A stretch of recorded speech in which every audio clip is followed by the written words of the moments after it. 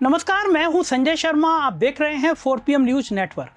राहुल गांधी ने एक बार फिर मोदी सरकार और चुनाव आयोग दोनों की नींद उड़ा दी है। जी हां, राहुल गांधी एक और एटम बम फोड़ने की तैयारी में हैं। ये एटम बम लोकसभा की 48 सीटों पर अपना असर दिखाएगा। हाल ही में राहुल गांधी ने बेंगलुरु में चुनाव चोरी को लेकर एक बड़ा खुलासा किया था।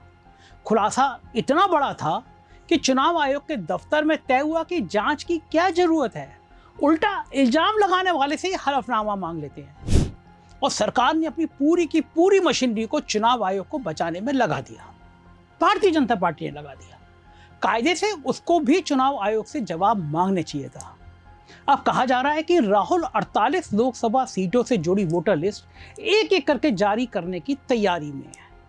ये वोटर लिस्ट 7-8 हिस्सों में आएगी, मानो किसी वेब सीरीज की तरह, ताकि जनता की रुचि बनी रहे और भारतीय जनता पार्टी के दिलों की धड़कनें बढ़ती रहे। राहुल का कहना है कि यह संविधान बचाने और एक व्यक्ति एक वोट की लड़ाई है। विपक्ष इस वक्त इतना एक्टिव और आत्मविश्वासी दिख रहा है कि गोदी मीडिया को भी मजबूरी में उनको स्पेस देनी पड़ रही है। इसके अलावा चारा नहीं है, क्योंकि जनता में गुस्सा बढ़ रहा है। राहुल सिर्फ प्रेस कॉन्फ्रेंस तक ही सीमित नहीं रहे। उन्होंने जन आंदोलन नाम से एक पोर्टल भी लॉन्च कर दिया। इसमें जनता से वोट चोरी के खिलाफ आवाज उठाने की अपील की गई। आश्चर्य की बात यह कि यहां जनता का रिस्पांस बहुत अच्छा आया।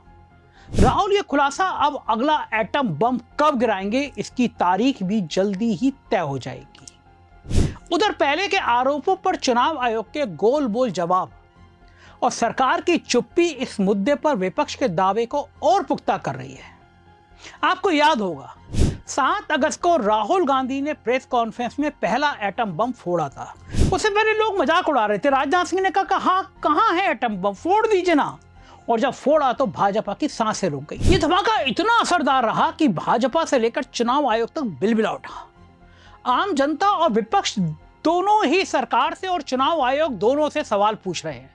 लेकिन सबसे बड़ी बात यह है कि चुनाव आयोग विपक्ष के सवालों के जवाब नहीं दे पा रहा और सरकार चुनाव आयोग को बचाने में लग गई है। लेकिन सरकार चुनाव आयोग को बचा पाए उससे पहले राहुल गांधी ने नया एटम बम फोड़ने के संकेत दे दिए। और ये संकेत राहुल गांधी के एक बयान से भी मिल रहे हैं, और वो बयान है, पिक्चर अभी बाकी है। बम फटेगा फिर से, डेटा बम। सर आज भी सर केरल में एक सीट जीती है बीजेपी, त्रिशूल। उस सीट क्यों नहीं, बहुत सारी सीट्स हैं। सिर्फ एक सीट नहीं है, बहुत सारी सीट्स हैं। ये नेशनल लेवल पे किया जा रहा है, सिस्टमैटिकली किया जा रहा है। इलेक्शन कमीशन जानता है, हम जानते हैं। पहले सबूत नहीं था, अब क्लियरली सबूत है। और हम कॉन्स्टिट्यूशन की रक्षा कर रहे हैं।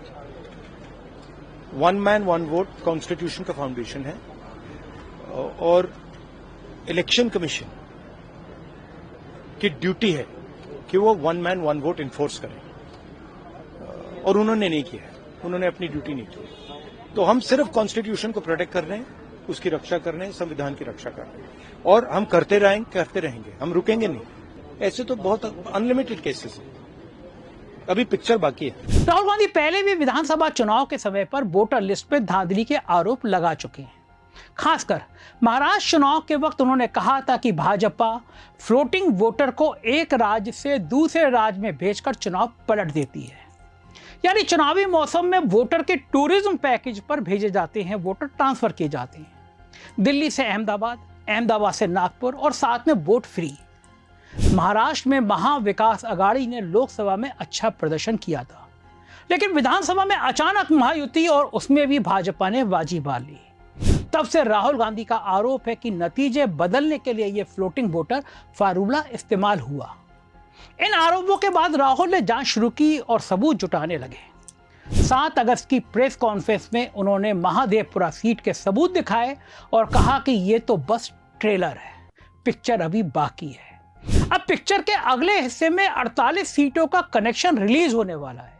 अब पूरा गठबंधन एक सुर में हल्ला बोल कर रहा है, और इसी बीच राहुल गांधी ने अब एक नया ऐलान कर दिया है, और उनके इस ऐलान ने फिर से तहलका मचा दिया है। अब हर किसी को राहुल गांधी की नई प्रेस कॉन्फ्रेंस का इंतजार है। और यह माना जा रहा है कि इस बार भी राहुल गांधी जो धमाका करने वाले हैं उसकी गूंज पहले से भी ज्यादा तेज होगी, क्योंकि 7 अगस्त को जिस तरह से राहुल गांधी ने सबूतों के साथ चुनाव आयोग की धांधली सबके सामने रखी, उससे यह तय है कि राहुल इस बार भी कुछ ऐसा ही भंडाफोड़ करेंगे। 7 अगस्त के बाद से राहुल गांधी लगातार ये दावा कर रहे हैं कि ये सिर्फ एक सीट पर नहीं बल्कि लोकसभा चुनाव के दौरान कई सीटों पर धांधली हुई है। और अब राहुल गांधी ने सबूत इकट्ठे कर लिए हैं जिसका खुलासा वो जल्दी ही करेंगे। एसआईआर का विरोध कर रहे कांग्रेस नेता राहुल गांधी का दावा है कि पिछले लोकसभा चुनाव में 48 सीटों पर वोट चोरी हुई थी। उन्होंने पार्टी अध्यक्ष मल्लिकार्जुन खड़गे की अध्यक्षता में हुई एक बैठक में ये बात कही। कांग्रेस सूत्रों के अनुसार राहुल गांधी ने बेंगलोर सेंट्रल सीट का भी जिक्र किया। इस सीट पर उन्होंने पहले भी सवाल उठाए थे। उन्होंने कहा कि 48 सीटें ऐसी हैं जिन पर कांग्रेस बीजेपी से कम अंतर पर हारी है। इस पर बेंगलुरु सेंट्रल जैसा ही तरीका इस्तेमाल किया गया और पार्टी इन सीटों के बारे में 7 से 8 चरणों में जानकारी देगी। 2024 के चुनाव में भाजपा को 240 सीटें मिली, 2019 से 63 कम। कांग्रेस की सीटें 52 से बढ़कर 99 हो गईं, लेकिन कांग्रेस को उम्मीद थी कि भाजपा 200 के नीचे जाएगी। जब नतीजे 240 आए तब से कांग्रेस के मन में कुछ तो गड़बड़ है ये वाली घंटी बज रही थी।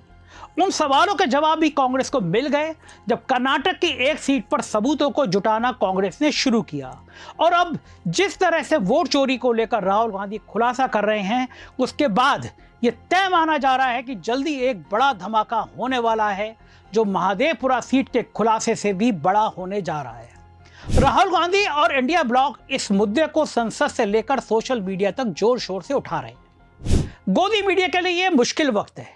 एक तरफ उन्हें मोदी सरकार की इमेज चमकानी है, दूसरी तरफ राहुल की इन बातों को इग्नोर भी नहीं कर पा रहे हैं। जन आंदोलन पोर्टल के जरिए राहुल गांधी का मैसेज जनता तक पहुंच रहा है और इसका असर आने वाले चुनाव में देखने को मिल सकता है, क्योंकि वोट की चोरी सिर्फ आंकड़े बदलना नहीं बल्कि लोकतंत्र की रीढ़ तोड़ना है।